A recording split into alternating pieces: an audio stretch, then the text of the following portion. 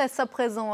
Avec vous, Hélène Fradre. Bonjour, Hélène. Bonjour, Pauline. Dans la presse, la décision de la Russie, on en parlait dans le journal, d'abandonner les poursuites contre le journaliste Ivan Golunov, ce journaliste accusé de trafic de drogue et dont l'interpellation vendredi dernier a provoqué une mobilisation sans précédent dans le pays. Et cette réaction rapide et elle aussi sans précédent de la justice russe est accueillie avec soulagement par Vedomosti, qui a publiquement exprimé, on s'en souvient, son soutien à Ivan Golunov. Le quotidien russe voit dans l'abandon des poursuites engagées contre lui une victoire morale, le fait qu'un innocent ne soit pas reconnu coupable.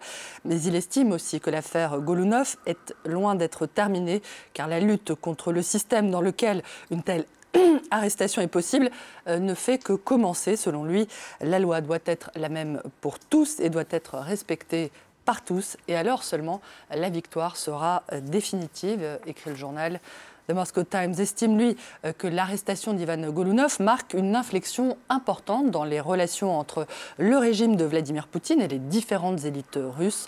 D'après le quotidien, le Kremlin, d'abord pris au dépourvu par le tollé suscité par la détention d'Ivan Golunov, pourrait finalement tirer profit de cette affaire et la partie la plus libérale de l'establishment russe prendre l'avantage sur un appareil de sécurité jugé excessif. Mais là encore, Pauline, The Moscow Times ne se fait pas d'illusions, prévenant que la Russie ne va pas pour autant, je cite, se rapprocher de la normalité.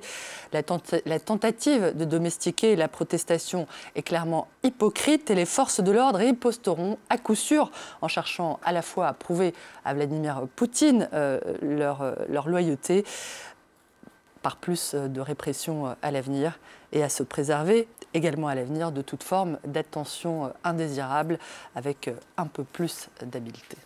La Russie, par ailleurs, Hélène, qui serait parvenue à devenir en peu de temps un acteur très important en Afrique. C'est ce qu'indiqueraient des documents obtenus par The Guardian, qui dit les tenir du Dossier Center, une cellule d'investigation basée à Londres et financée par l'homme d'affaires russe Mikhail Khodorkovsky, un opposant au Kremlin, aujourd'hui en exil. Selon ces documents, la Russie chercherait à renforcer sa présence dans au moins 13 pays africains en construisant des relations avec leurs dirigeants, en concluant des accords militaires et en formant une nouvelle génération de dirigeants et d'agents infiltrés. Cette mission destinée à accroître l'influence de la Russie sur le continent serait conduite par Yevgeny Prigozhin, un homme d'affaires de Saint-Pétersbourg, allié de Vladimir Poutine. Et son objectif serait de mettre la pression à la fois sur les États-Unis et sur les anciennes puissances coloniales du continent, la France et le Royaume-Uni notamment, en particulier en République centrafricaine, à Madagascar et au Soudan. Le Soudan, où la répression contre l'opposition s'intensifie. Alors que cette répression a fait au moins 120 morts, Le Figaro s'inquiète de l'implication de plusieurs grandes puissances dans cette crise, de plus en plus régie par l'étranger. Le journal français évoque la vigilance de la Chine, partenaire économique majeur du Soudan, où elle a fait de gros investissements, notamment dans le pétrole. Le rôle effectivement de la Russie, qui avait fait du Soudan, du président déchu Omar el-Béchir, sa tête de pont pour établir sa puissance en Afrique. Moscou et Pékin ayant d'ailleurs bloqué ensemble une condamnation de la répression au Conseil de sécurité de l'ONU. Mais d'après le Figaro, les poids lourds se trouvent ailleurs, au Moyen-Orient, où l'Arabie saoudite et les Émirats arabes unis ne cachent pas leur implication, pas plus que l'Égypte, qui a toujours considéré le Soudan comme son arrière-cour. L'UE tenterait, elle aussi, de jouer sa carte, mais ses membres marchent sur des œufs, à l'image de Paris, qui affiche son soutien aux manifestants, mais ne voudrait pas pour autant se trouver en rivalité avec ses puissants clients que représentent l'Axe, Le Caire, Riyad, Abu Dhabi.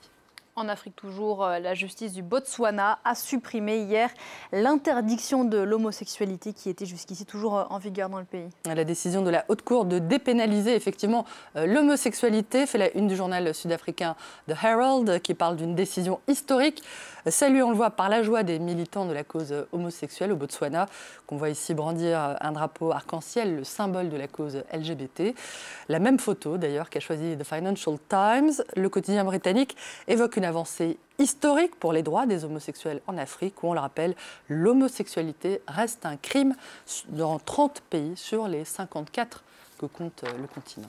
Et puis une avancée aussi peut-être des droits des femmes en Argentine maintenant. Et là encore, Pauline, c'est la justice qui a finalement tranché. D'après le Huffington Post, un tribunal argentin a condamné un homme, j'en parle mon latin, a versé près de 150 000 € à son ex-femme pour les tâches ménagères qu'elle avait réalisées au cours de leurs 27 ans de mariage. Cette femme, Pauline, de 70 ans, diplômée en économie, qui s'était consacrée entièrement à l'éducation de ses enfants et aux tâches domestiques, avait été quittée alors qu'elle avait 60 ans, c'est-à-dire l'âge de la retraite ou le moment où l'accès au marché du travail devient difficile. Pas super élégant. Voilà, bien fait. Merci beaucoup Hélène. C'était la revue de presse. On vous retrouve évidemment demain dans Paris Direct. Nous, on se quitte très vite pour mieux se retrouver dans la dernière demi-heure.